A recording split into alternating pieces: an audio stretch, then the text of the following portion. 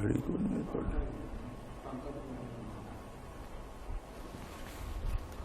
پھر میں نے اشارہ کریں جس ویلے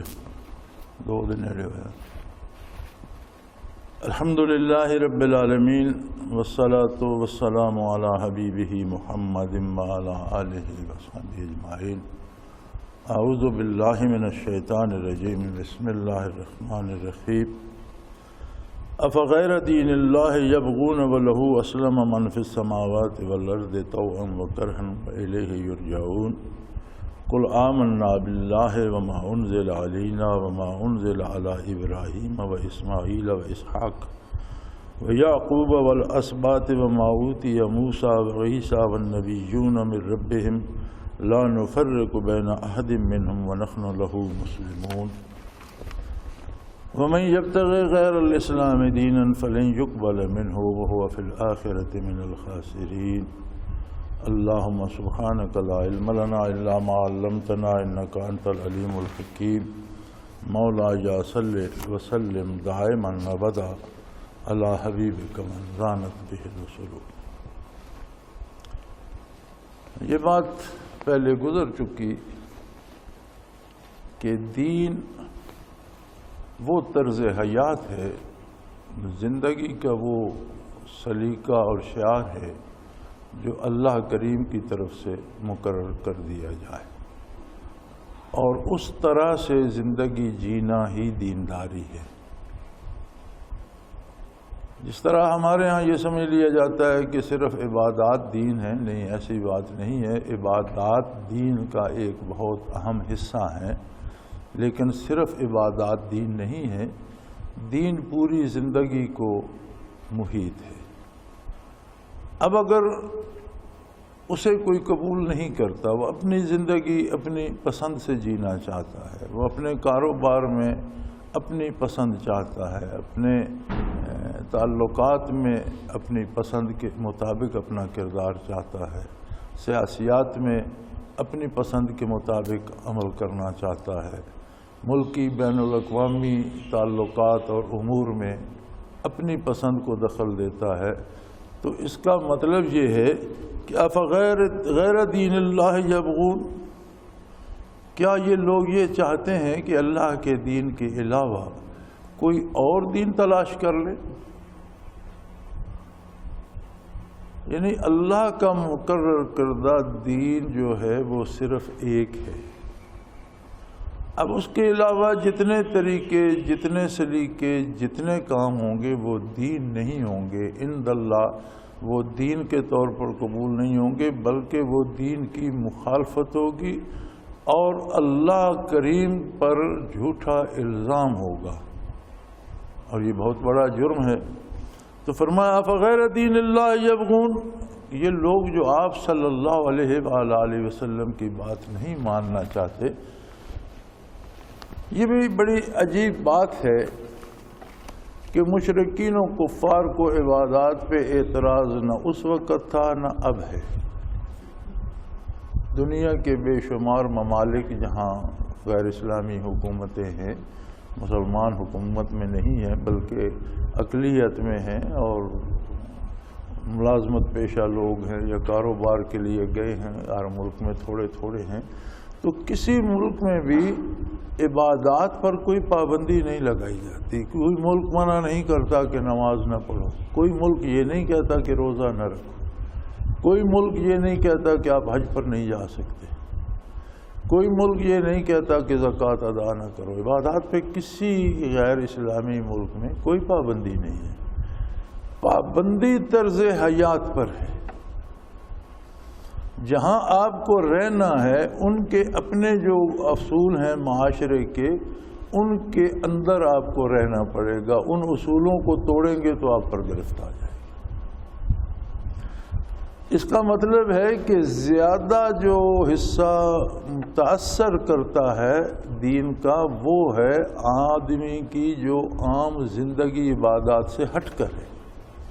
جھگڑا اس پر ہوتا ہے. اور اہل مکہ کو جو جھگڑا تھا آقا نامدار صلی اللہ تعالی علیہ وآلہ وسلم کے ساتھ، جبکہ وہ حضور کو صادق مانتے تھے، امین مانتے تھے، اور بعثت سے پہلے بھی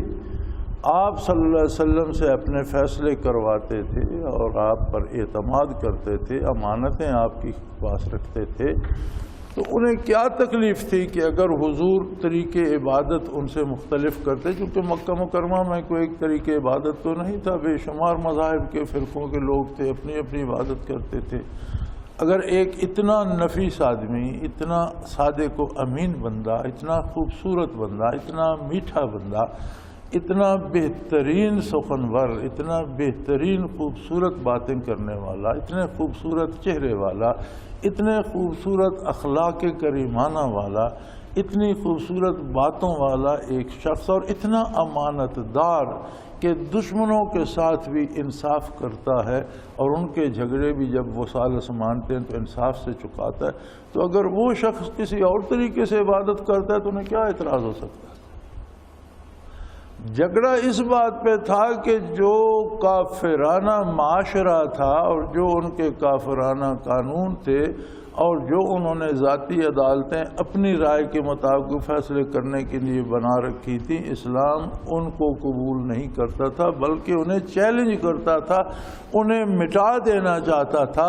اور سب سے یہ امید کرتا تھا کہ وہ اپنی خواہشات کو چھوڑ کر، اپنی ذاتیات کو چھوڑ کر اللہ کے بنائے ہوئے ضابطۂ حیات کے مطابق زندگی بسر کریں۔ لہذا جو کوئی شخص بھی، ہمیں یہ غلط فہمی ہو جاتی ہے کہ میں جی نمازیں 5 پڑھتا ہوں، میں نے حج بھی کر لیا ہے، میں روزے بھی رکھتا ہوں، زکوٰۃ بھی دیتا ہوں، تو اب کیا فرق ہے اگر دکانداری میں اپنی مرضی سے کر لیتا ہوں یا میرے تعلقات جو لوگوں کے ساتھ ہیں وہ میری اپنی مرضی سے ہیں، تو کیا یہ ضروری ہے کہ ہر جگہ؟ ہاں، یہی تو ضروری ہے، ضروری تو یہی ہے۔ اور اس دنیا میں نماز، روزے اور عبادت کا پھل اور ثواب ہی یہ ہے کہ عملی زندگی دین کے مطابق ہو جائے، اور اگر کسی کی عملی زندگی دین کے مطابق نہیں ہے یا نہیں کرنا چاہتا، یا جو کفار اس بات پہ ضد کرتے تھے کہ نہیں، ہم زندگی ہماری ہے، ہم جس طرح چاہیں گے رہیں گے، اللہ کریم نے فرمایا یہ اللہ کے دین کو چھوڑ کر کوئی اور دین چاہتے ہیں؟ یعنی جس بات کو اللہ دین کہتا ہے وہ تو دین برحق ہے، اب کسی دوسری بات کو یہ بحیثیت دین اپنانا چاہتے ہیں تو اس میں 2 جرم ہے۔ ایک تو اللہ کی نافرمانی ہے کہ اس کے دین کو نہ مانا، دوسرا جرم یہ ہے کہ نافرمانی بھی کرتے ہیں اور کہتے ہیں یہ بھی دین ہے، یعنی یہ بھی اللہ کی طرف سے ہے، تو اللہ پر جھوٹ بھی بولتے ہیں۔ فرمایا وَلَهُ أَسْلَمَ مَنْ فِي السَّمَاوَاتِ وَالْأَرْضِ طَوْعًا وَكَرْهًا۔ اللہ کی عظمت و جلالت یہ ہے کہ کائنات بسیط میں، وہ آسمان ہوں یا زمینیں ہوں یا جہاں تک علم انسانی کی رسائی ہے، کوئی شے، کوئی وجود، کوئی ہستی ایسی نہیں ہے جو اپنی پسند سے خواہ بمجبوری اللہ کی اطاعت نہ کرتی ہو، سب کو کرنا پڑتی۔ سورج ہو، چاند ہو، ستارے ہوں، ہوا ہو، فضا ہو، ذرات ہوں،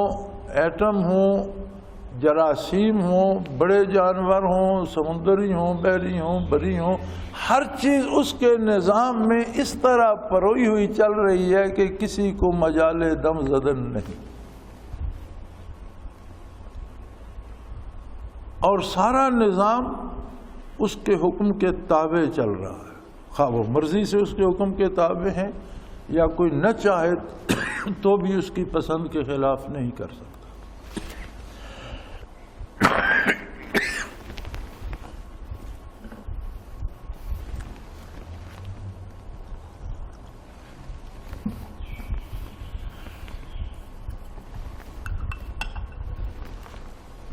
وَلَهُ أَسْلَمَ مَنْ فِي السَّمَاوَاتِ وَالْأَرْضِ طَوْعًا وَكَرْهًا وَإِلَيْهِ يُرْجَعُونَ، اور ہر چیز نے واپس پلٹ کر اسی کی بارگاہ میں جا کر جواب دہ ہونا ہے۔ انسان کو صرف کرتا انسان بھی رہتا، انسان بھی ساری زندگی اسی کے حکم کے تابع ہے، پیدا اس کے حکم سے ہوتا ہے، شکلیں وہ بناتا ہے، عقل وہ تقسیم کرتا ہے، عمریں وہ تقسیم کرتا ہے، صحت و بیماری وہ انسان چاہے نہ چاہے اسی نظام میں اس کو اسی طرح زندگی گزارنا پڑتی ہے۔ وہ نہ چاہے تو بھی بوڑھا ہو جاتا ہے، چاہے تو بھی بوڑھا ہو جاتا ہے۔ وہ اس کی خواہش ہو یا نہ ہو، موت آئے تو اسے مرنا پڑتا ہے، بیماری آئے تو اسے بھگتنا پڑتی ہے، صحت ہو تو اسے انجوائے کرتا ہے۔ صرف اختیار ہے اس کے پاس ایک بات کا کہ وہ عظمت الہی کو پہچان کر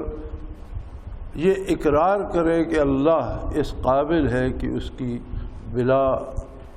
مشروط غیر مشروط اطاعت کی جائے، یہ ایمان ہے۔ اور اگر اپنی شرائط لگاتا ہے کہ نہیں جی ہم عبادت تو کریں گے لیکن یہ کام اپنی مرضی سے کریں گے، فرمایا یہ دین نہیں ہے۔ اور یہ دیکھ لو کتنی جرأت کر رہے ہو تم، صرف اس بات پر کہ تمہیں دو راستوں میں سے ایک راستہ چننے کا اختیار دیا گیا۔ اگر کوئی نیکی کا راستہ چنتا ہے تو اس پہ بھی وسائل عام کر دیتا ہے، وہ نیکی کرتا چلا جاتا ہے۔ اگر کوئی برائی کا راستہ چنتا ہے تو اس سے بھی اس کے وسائل چھینتا نہیں، اسے دے دیتا ہے اور کہتا ہے کہ میں نے تجھے چننے کا موقع دیا تھا، لہٰذا تو جہاں تک جانا چاہتا ہے جا، آخر واپس تو میرے پاس آنا ہے، وہاں حساب ہو جائے گا۔ تو آپ فرما دیجئے، انہیں کسی کو غلط فہمی نہ رہے، کہہ دیجئے قل آمنا باللہ، کہ ہم سب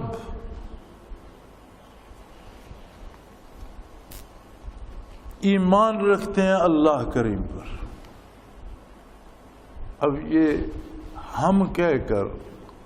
اللہ جل شانہ نے حکم دیا نبی کریم صلی اللہ علیہ وسلم کو کہ فرما دیجئے ہم۔ اس ہم میں اس کی اتنی رحمتیں شامل ہیں کہ اس ہم نے ہر اس بندے کو لپیٹ لیا جو دل سے محمد رسول اللہ کی اطاعت کرتا، خواہ وہ قیامت تک آئے گا یا وہ پہلے گزر گیا۔ اس ہم میں وہ سارے شامل ہیں جنہیں نسبت محمد الرسول اللہ نصیب ہے، جنہیں برکات نبوت نصیب ہیں۔ اب یہ ایک لفظ ہم کہہ کر خاک نشینوں کو اس نے اس دائرے میں داخل کر دیا جو دائرہ نور نبوت سے منور اور روشن ہے، اور انہیں آپ صلی اللہ تعالی علیہ وآلہ وسلم کے خادموں میں شامل کر لیا۔ سو آپ نے فرمایا ہم سب۔ اب کتنا خوش نصیب ہے وہ شخص کہ جو خلوص دل سے عقیدہ بھی وہی رکھتا ہے جو حضور فرماتے ہیں، عبادت اسی طرح کرتا ہے جس طرح حضور نے حکم دیا، اور معاملات زندگی میں پورے خلوص سے کوشش کرتا ہے کہ اس طرح کروں جس طرح حضور نے حکم دیا۔ تو اس کا اعزاز یہ ہے کہ جب حضور فرماتے ہیں ہم، تو وہ اس ہم میں داخل ہو جاتا ہے۔ بڑی مزے کی بات ہے، ایک دفعہ پیر میر علی شاہ صاحب رحمۃ اللہ تعالی علیہ جو گولڈ شریف والے تھے، انہوں نے کی، کچھ لوگوں نے ان کے قتل کی سازش کی، ایک بندہ کچھ چاقو چھرے سمیت پکڑا بھی گیا۔ تو پھر کسی نے انہیں مشورہ دیا، جو مجلس میں بیٹھنے والے تھے، خادم تھے، کہ حضرت آپ اپنا ذرا زیادہ احتیاط کیا کریں، ہر بندے سے نہ ملا کریں۔ تو انہوں نے فرمایا کہ اللہ کریم کا ارشاد ہے واللہ یعصمک من الناس، اے نبی اللہ آپ کو لوگوں کی ایذا سے محفوظ رکھے گا، آپ کی حفاظت فرمائے گا۔ اس بندے نے کہا سے مراد تو آقا نامدار صلی اللہ علیہ وسلم ہیں، آپ یہ آیہ کریمہ کس طرح پڑھ رہے ہیں؟ تو انہوں نے فرمایا میرے بھائی ہم اسی کا میں سے ہیں، ہم اس کا سے الگ نہیں ہیں۔ یہ کتنی مزے کی بات ہے کہ بندے کو یہ یقین ہو کہ میں اس ہم میں داخل ہوں، یہ سارا دین ہے۔ اسلام یہ ہے کہ یہ جو حضور فرما رہے ہیں کہ ہم اللہ پر ایمان رکھتے ہیں، بندہ اس ہم میں جو شامل ہے حقیقتاً وہ مسلمان ہے۔ اور اس ہم میں داخل ہونے کے لیے ساری زندگی دو پہ لگانا پڑتی ہے، زندگی اپنی نہیں رہتی، زندگی غلاموں کی سی بن جاتی ہے، جو آقا حکم دے غلام بجا لائے، بات ختم۔ تو فرما دیجئے کہ ہم سب اللہ پہ ایمان رکھتے ہیں اور جو ہم پر اللہ کا حکم نازل ہوا اس پہ ایمان رکھتے ہیں، اور ہم ایمان رکھتے ہیں جو نازل ہوا ابراہیم علیہ السلام پر کہ وہ بھی حق تھا، وہ اللہ کے برحق نبی اور رسول تھے، اور جو احکام شریعت اور جو عقائد تو آدم علیہ نبینا سے لے کر حضور نبی کریم صلی اللہ علیہ وسلم تک ایک ہی تھے۔ احکام میں فرق تھا، ہر شریعت میں بعض احکام جدا تھے، لیکن اس وقت وہ برحق تھے، کوئی حکم شریعت کا غلط نہیں تھا اپنے وقت میں۔ وہ ایک وقت میں ایک حکم درست ہوتا ہے، دوسرے وقت صورتحال بدل جاتی ہے، دوسرا حکم درست ہوتا ہے۔ تو ہم ایمان رکھتے ہیں جو نازل ہوا ابراہیم علیہ السلام پر، اسماعیل علیہ السلام پر، اسحاق علیہ السلام پر، یعقوب علیہ السلام پر، اور ان کی اولاد میں جو نبی ہوئے جو ان پہ نازل ہوا، اور جو عطا ہوا موسیٰ علیہ السلام کو، عیسیٰ علیہ السلام کو،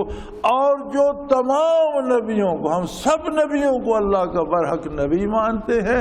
اور جو کچھ ان پہ نازل ہوا اسے کلام الہی مانتے ہیں اور اس پہ یقین رکھتے ہیں۔ لا نفرق بین احد منہم ونحن لہ مسلمون، ہم کسی نبی میں تفریق نہیں کرتے۔ جس طرح یہود و نصارہ اہل کتاب ہونے کا دعویٰ بھی رکھتے ہیں، لیکن یہود نے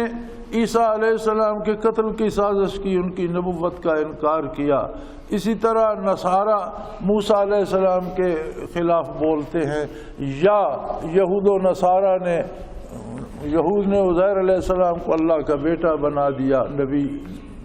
بعض نبیوں کی نبوت سے انکار کر دیا، دوسرے نبیوں کو اللہ کا شریک بنا دیا۔ جس کو اللہ کا شریک بنایا حقیقتاً تو اس کی نبوت کا بھی انکار ہو گیا کہ اس ہستی کا دعویٰ تو نبوت کا تھا، انہوں نے اسے اللہ بنا دیا،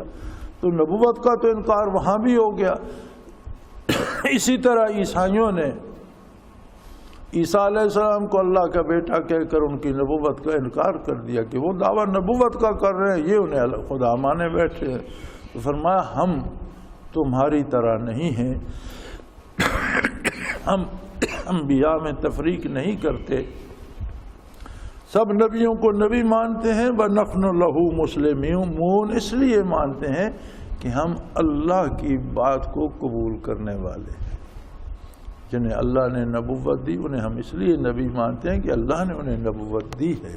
جن پر اللہ نے کتابیں نازل فرمائی ہم ان پر اس لیے ایمان رکھتے ہیں کہ ہم اللہ کو ماننے والے ہیں، اور جو کچھ اس نے جس نبی پہ نازل فرمایا، جس کو نبوت دی وہ نبی برحق ہے، جو کچھ اس پہ نازل فرمایا وہ بات برحق ہے۔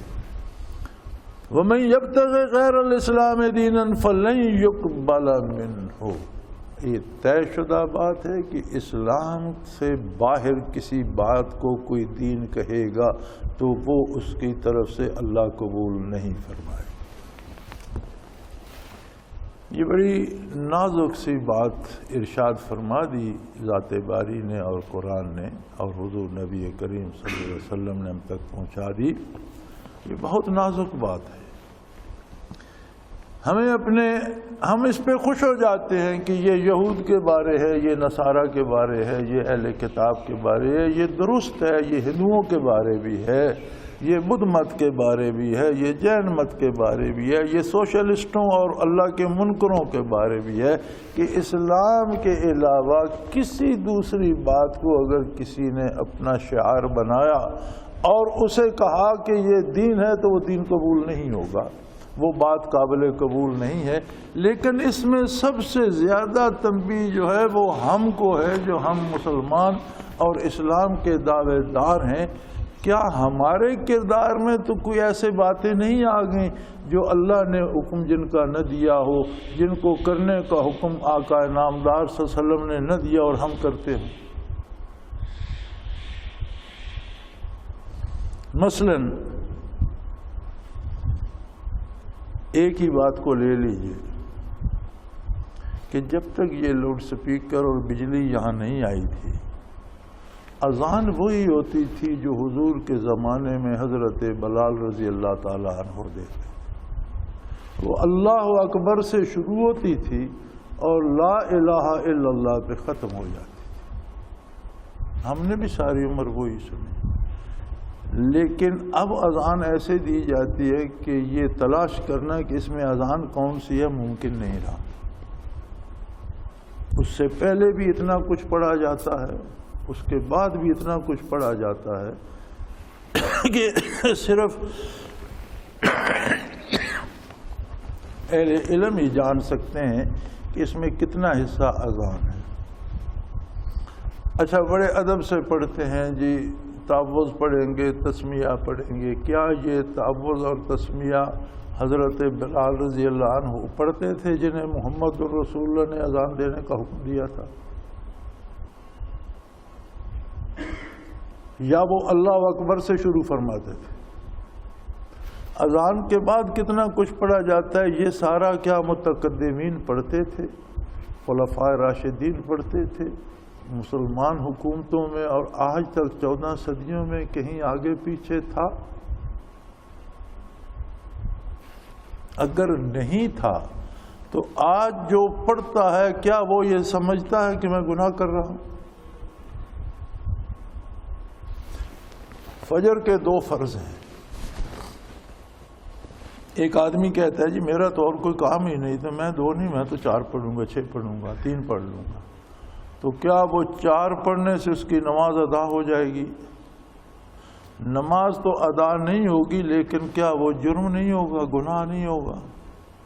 نماز کیا ادا ہونی ہے، جرم ہوگا کہ دین کے حکم میں اضافہ کرنا۔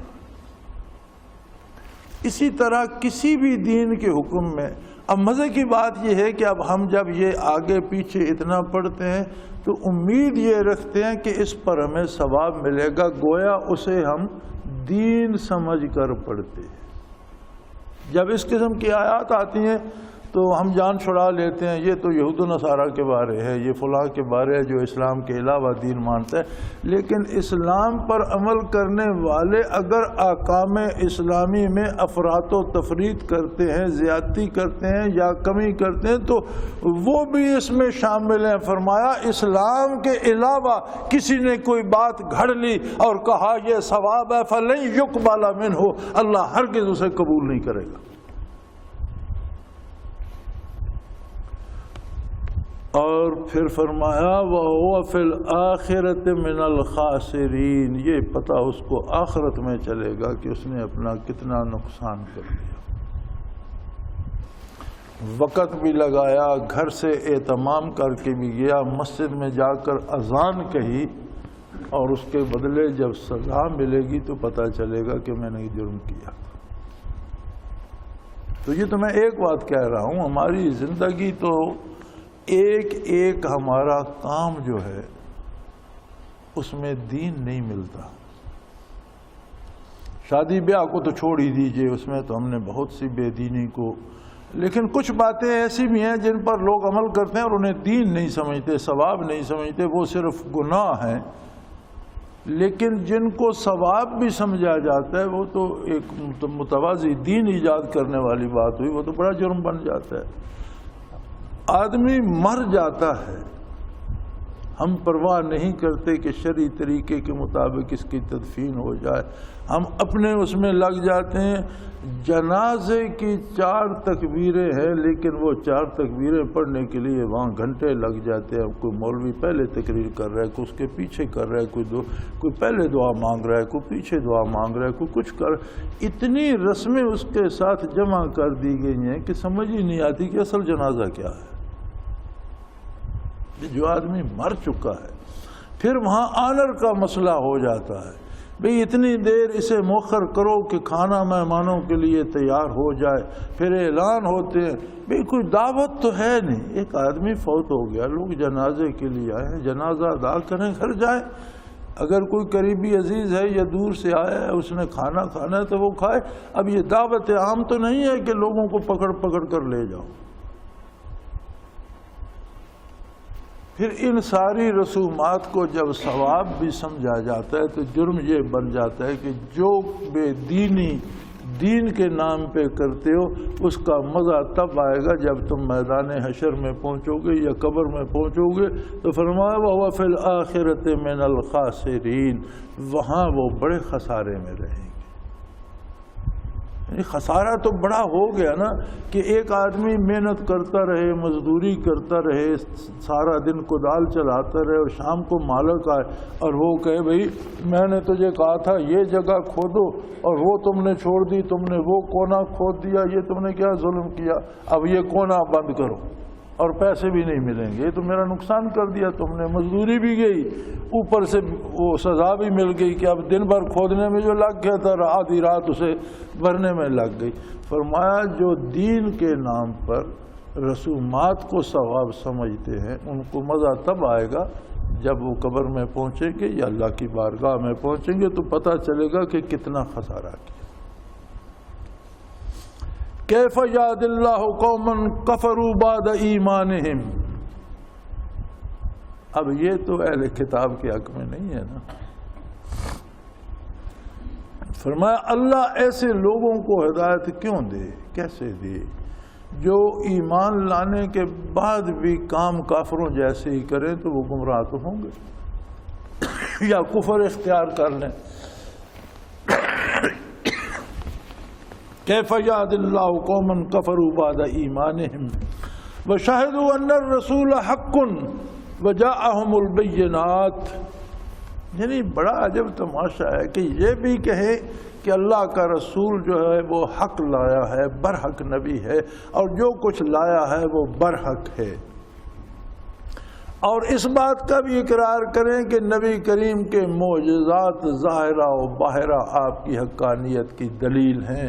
آپ اللہ کا قرآن لائیں یہ بھی آپ کا معجزہ ہے، آپ کا ایک ایک عمل آپ کا معجزہ ہے، اور آپ نے انسانیت میں اللہ کا پیغام عام کیا اور آپ اللہ کے سچے رسول ہیں، لیکن کام کریں تو کافروں جیسے۔ دعویٰ ہو حضور کی نبوت کی حقانیت کا، دعویٰ ہو قرآن کی حقانیت کا، دعویٰ ہو سنت کی حقانیت کا، اور کردار سارا خلاف سنت ہو، کردار سارا خلاف قرآن ہو، عمل سارا خلاف قرآن ہو، فرمایا ایسے لوگوں کو اللہ ہدایت نصیب نہیں کرتا، یہ پھر گمراہی میں بھٹکتے ہوئے تباہ ہو جائے۔ اور یہ بہت بڑا ظلم ہے کہ بندہ ایجاد تو بات اپنی مرضی سے کرے اور اسے اللہ کے رسول صلی اللہ علیہ وسلم کے ذمہ لگا دے کہ یہ اللہ کا حکم ہے، یہ حضور صلی اللہ علیہ وسلم کا حکم ہے، تو یہ بہت بڑی زیادتی کی بات ہے اور بہت بڑا ظلم ہے، اور ہر بندے کو خود اپنے بارے سوچنا چاہیے۔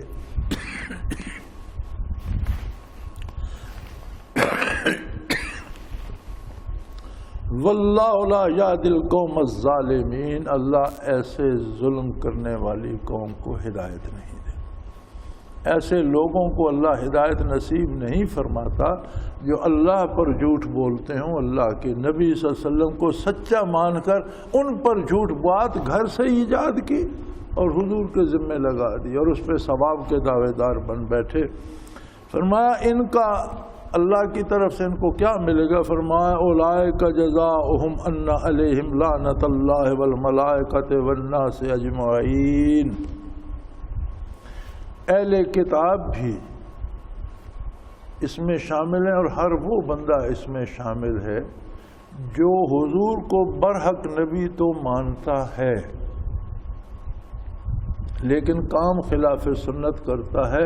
یا بدعات ایجاد کر لیتا ہے، کام اس کے مطابق کرتا ہے اور کہتا ہے یہ ثواب ہے۔ فرمایا ایسے لوگوں پر اتنی بڑی سزا ہے کہ اولئک جزاؤہم ان علیہم لعنت اللہ، ان پر اللہ کی لعنت ہوتی ہے۔ لعنت ہوتی ہے رحمت سے محرومی، کرم سے محرومی اور اللہ کی بارگاہ سے دوری۔ صرف اللہ کی لعنت نہیں ہوتی ان پر فرشتے لعنت کرتے ہیں اور ان پر نسل انسانی لعنت کرتی ہے کہ وہ بدعت جہاں تک جائے گی جب تک لوگ اس میں گمراہ ہوتے رہیں گے وہ بھی ان پر لعنت کریں گے، اور پھر گمراہی کا ایک اثر ہوتا ہے جو پورے عالم تخلیق کو متاثر کرتا ہے۔ جب کوئی ایک بندہ جرم کرتا ہے اور اس سے جو ظلمت پیدا ہوتی ہے وہ ساری مخلوق کو متاثر کرتی ہے، تو گویا ایک وقت آئے گا جب ساری مخلوق ان پر لعنت کر رہی ہوگی، ادھر حساب ہو رہا ہوگا، ادھر مواخذہ ہو رہا ہوگا، ادھر باز پرش ہو رہی ہوگی، اور ادھر ساری مخلوق کہے یا اللہ اسے رحمت سے اپنی سے معروم رکھ، اس نے ہمیں بھی گمراہ کر دیا، ہمیں بھی بدعات میں مبتلا کر دیا۔ دوسرے لوگ بھی کہیں گے جو ایمان نہیں لائے کہ اس کے کردار سے اتنی تاریکی پھیلی کہ ہم بھی ایمان نہ لا سکے، یعنی فرشتے بھی اس پہ لعنت کر رہے ہوں گے، اللہ کی طرف سے بھی لعنت ہوگی، اور اللہ کے ساری پیدا کردہ انسانیت اس پہ لعنت بھیج رہی ہوگی۔ خالدین فیہا، ہمیشہ ہمیشہ اس معرومی اور لعنت کے اسیر رہیں گے۔ لا یخفف عنہم العذاب ولا هم ینظرون، نہ ان سے عذاب میں کمی کی جائے گی اور نہ انہیں کبھی مہلت دی جائے گی۔ یہ اتنا بڑا جرم ہے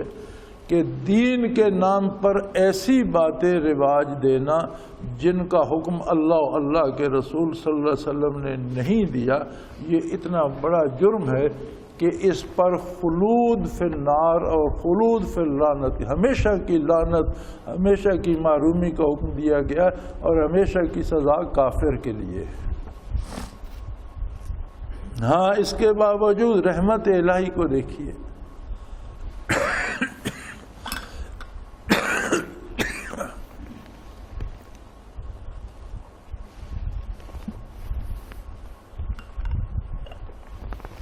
فرمایا اس کے باوجود رحمت الہی یہ ہے کہ اگر موت سے پہلے یہ عقل سے کام لیں، تدبر سے کام لیں، تفکر سے کام لیں اور توبہ کر لیں، یہ سارا جرم کرنے کے بعد اگر یہ توبہ کر لیں وَأَصْلَحُوا، اپنی اصلاح کر لیں۔ توبہ کیا ہے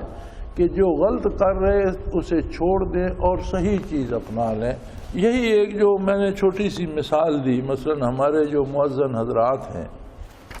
کیا یہ نہیں جانتے کہ نبی کریم صلی اللہ علیہ وسلم نے کیا اذان کہنے کا حکم دیا تھا، اور حضور کا محبوب خادم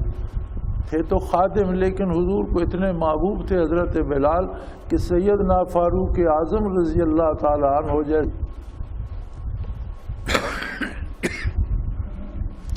تو رحمت الہی یہ ہے کہ الذین تابوا من بعد ذلک واصلحوا، یہ جرم کرنے کے بعد بھی اگر کوئی توبہ کرتا ہے اور اپنی اصلاح کر لیتے، توبہ کا مطلب یہ ہے کہ اس جرم کو جرم مانے اور آئندہ اسے کرنے سے باز رہے، اپنی اصلاح کر لے، فإن اللہ غفور الرحیم، تو اللہ بڑا بخشنے والا بھی ہے، رحم کرنے والا بھی ہے۔ یعنی جرم کی اس حد پر پہنچ گیا کہ اس پر اللہ کی لعنت، فرشتوں کی لعنت، انسانوں کی لعنت، لیکن اگر مرنے سے پہلے توبہ کرتا ہے، سوچ سمجھ کر حق کو قبول کرتا ہے اور ناحق کو چھوڑ دیتا ہے اور آئندہ اپنی اصلاح کر لیتا ہے، تو رحمت الہیہ اسے اپنے دامن میں پناہ دیتی ہے اور اس کے گناہ معاف کر دیتی ہے اور اسے بخش دیتی ہے۔ ان الذین کفروا بعد ایمانہم، اور جن لوگوں نے ایمان لانے کے بعد بھی کفر اختیار کیا اور کافر ہو گئے، ثم ازدادوا کفرا، پھر اسی کفر میں بڑھتے چلے گئے، جی اب ہم یہ رواج چھوڑ دیں تو ہماری نکٹی ہوتی ہے، اب ہم جہاں ہیں اسے چلائے رکھیں گے، لن تقبل توبتہم، پھر ایسا موقع بھی آ جاتا ہے کہ پھر ان کی توبہ کا دروازہ بند ہو جاتا ہے۔ نبی علیہ الصلوۃ والسلام پر یہ سوال پیش کیا گیا، عرض کیا گیا کہ یا رسول اللہ، جب قرآن نے کہہ دیا کہ اللہ نے ان کے دلوں پر مہر کر دی، ان کے کانوں پہ آنکھوں پہ پردے ڈال دیے، تو اور ان کے لیے بڑا دردناک عذاب ہے، تو پھر ان بندوں کا کیا قصور ہے کہ جن کے دلوں کو اللہ نے تالے مار دیے اور ان کی آنکھیں بھی، ان کی سمجھ ہی مفقود کر دی، تو وہ بیچارے کیا سمجھیں گے؟ آپ صلی اللہ علیہ وسلم نے فرمایا کہ دیکھو اللہ پاک زبردستی کسی کے دل پر مہر نہیں کرتے،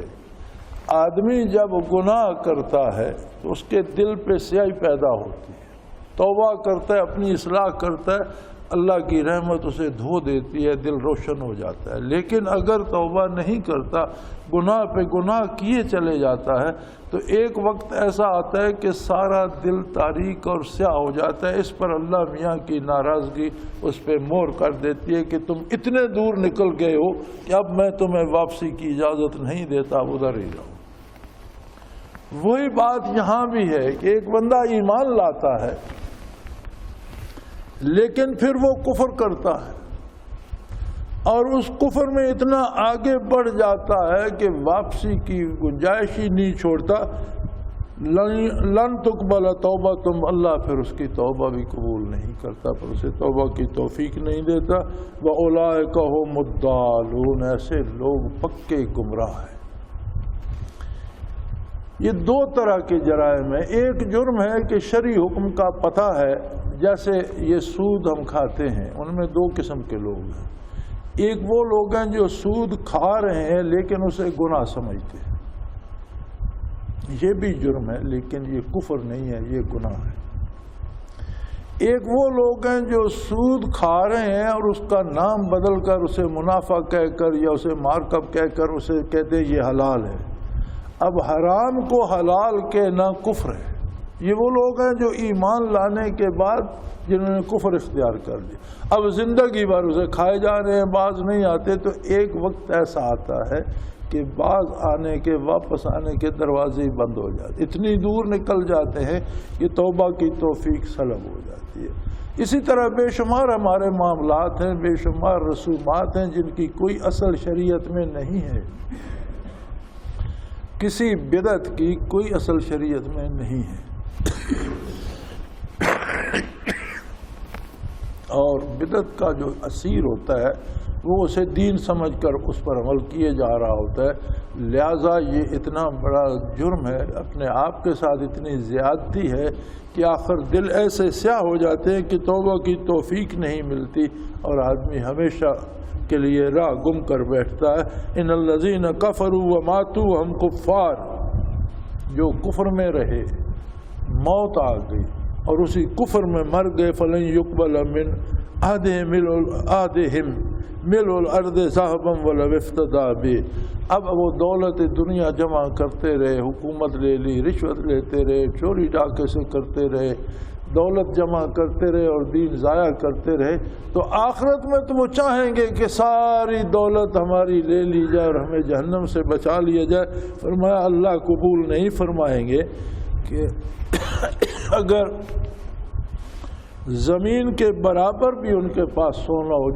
جتنی زمین ہے اللہ کی، اتنا بڑا انبار سونے کا ان کے پاس ہو، وہ اللہ کی راہ میں دینا چاہیں تو اللہ قبول نہیں فرمائے گا۔ اولئک لہم عذاب علیم وما لہم من ناصرین، جن کا خاتمہ کفر پر ہوگا ان کے لیے دردناک عذاب ہوگا اور کوئی ان کی مدد کرنے کو بھی نہیں آئے گا۔ مسلمان گناہگار اگر اسلام پہ موت ہوئی ہے تو اسے شفاعت نصیب ہوگی، نبی کریم صلی اللہ علیہ وسلم کی، صحابہ کرام کی، اولیاء اللہ کی، چھوٹے بچوں کی، بے شمار اس کے پاس ذرائع ہوں گے سفارش شفاعت کے بھی، لیکن جس کا خاتمہ کفر پر ہوگا کوئی اس کے کسی کام نہیں آ سکے گا۔ اللہ کریم ہدایت پہ قائم رکھے اور اپنی نافرمانی سے پناہ دے۔ وآخر دعوانا ان الحمد للہ رب العالمین۔